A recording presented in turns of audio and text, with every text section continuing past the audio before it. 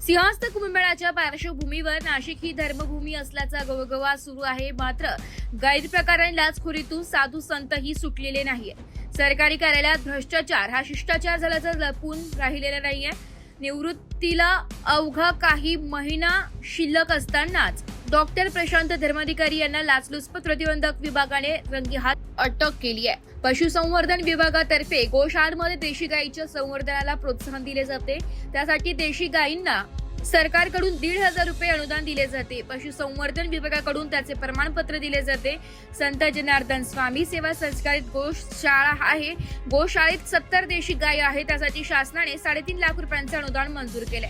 संस्थेचे अनुदान मिळवण्यासाठी कर्मचाऱ्यांनी पशुसंवर्धन विभागाकडे संपर्क केला. मात्र डॉक्टर धर्माधिकारी यांनी त्याला दाद दिली नाही. पाठपुरावा करून निराश झालेल्या कर्मचाऱ्यांनी डॉक्टर धर्माधिकारी यांच्याकडे संपर्क केला. त्यासाठी धर्माधिकारी यांनी विश्वस्तांकडे 41,000ची लाच मागितली.